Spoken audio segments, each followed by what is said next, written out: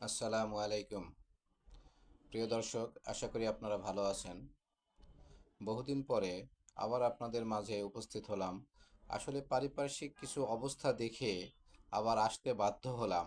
আপনারা অনেক সময় অনেক ভুল সিদ্ধান্ত নিয়ে ফেলতেছেন, যেটা আমরা যদি একটু আপনাদেরকে ইনফরমেশন দিই, তাতে হয়তো আপনাদের অনেকটা ভুল কেটে যাবে, ভুল সিদ্ধান্ত থেকে আপনারা বিরত থাকবেন। যেটা হলো, আমাদের অনেক সময় প্রস্রাব থলির ভিতরে ফাইব্রয়েড বা টিউমার হয়ে অনেক সময় আমাদের প্রস্রাব কমে যায়, প্রস্রাবে জ্বালাপোড়া করে। তো আসলে এই যে প্রস্রাবটা কমে যায় বা জ্বালাপোড়া করে শুধু টিউমারের কারণেই হয় এমন না, সাথে আরও কিছু রোগ আছে। যেমন ইউরেথ্রার ভিতরেও অনেক সময় মাংস বেড়ে যায় বা পলিপ হয়, রাস্তাটা স্ট্রিকচার হয়, সংকুচিত হয়। সব মিলিয়েই কারো দেখা যায় যে ওই ইউরেথার স্ট্রাকচার হয়ে যাচ্ছে, অথবা কারো প্রস্রাব থলির ভিতরে টিউমার হচ্ছে, হয়ে দীর্ঘদিন যাবৎ আপনারা কষ্ট পাচ্ছেন। তো এর আগেও আমি একটা ভিডিও আপনাদেরকে দিয়েছিলাম, সেটা হলো স্ট্রাকচার নিয়ে, ইউরেথ্রাল স্ট্রাকচার। সেটা হোমিওপ্যাথি ওষুধ খেলে স্ট্রাকচারটা ভালো হয়ে যায়। এবং আমার অভিজ্ঞতায় অনেক রোগী আলহামদুলিল্লাহ তারা এখন সুস্থ আছেন। মাঝে মাঝে ফোন দিয়ে জানাচ্ছেন এখনও তাদেরকে কোনো সমস্যা হচ্ছে না, ভালো আছেন। তো ইদানিং যেটা আমি বিশেষভাবে গুরুত্ব দিতে চাচ্ছি, সেটা হলো প্রস্রাব থলির ভিতরে, অর্থাৎ ইউরিনারি ব্লাডারের ভিতরে টিউমার।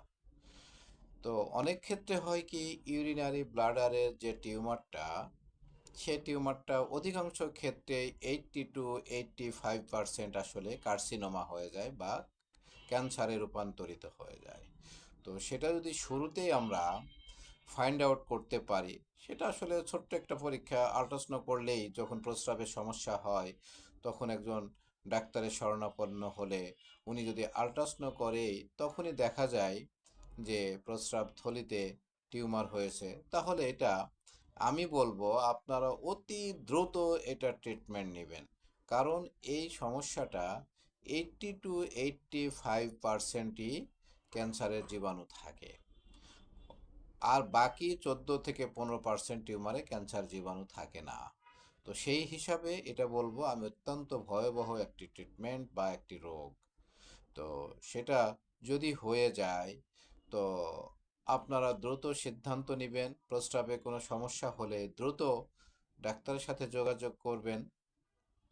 যোগাযোগ করলে ডাক্তার প্রয়োজনে পরীক্ষা নিরীক্ষাগুলি করে আপনাকে সঠিক সিদ্ধান্ত দিবেন, যে সিদ্ধান্ত আপনার জীবনটা বদলিয়ে দিতে পারে। আর আমি অনুরোধ করব, এই ফাইব্রয়েড বা টিউমারগুলি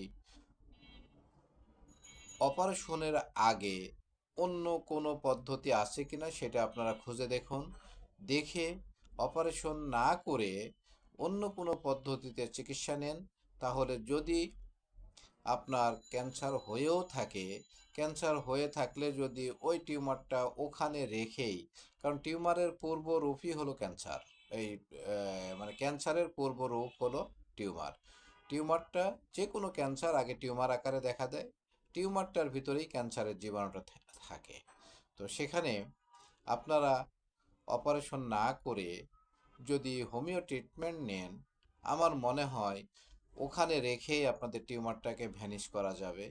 আর ভ্যানিশ করলে আপনার অপারেশন লাগবে না, কেমো লাগবে না, রেডিও লাগবে না, রেডিওথেরাপি যেটা।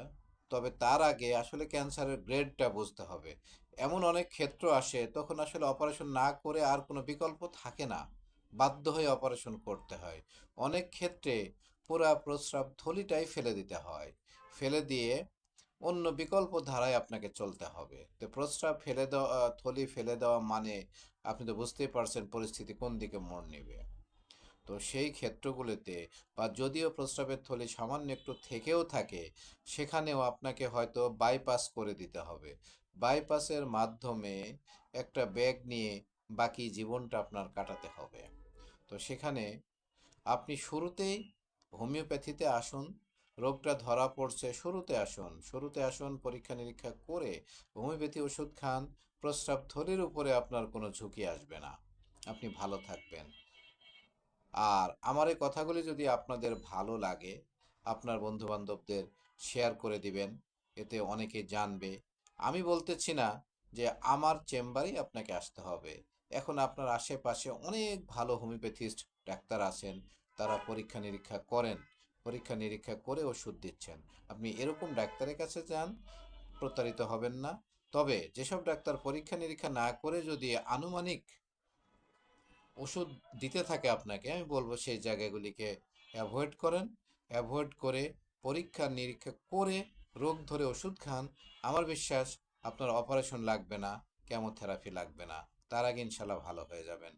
যদি ভালো নাও হন, অন্ততপক্ষে আপনার পুরা জিন্দেগিটা আপনি ভালো থাকবেন। ভালো থাকবেন, কোনো সমস্যা হবে না। জি, আসসালামু আলাইকুম।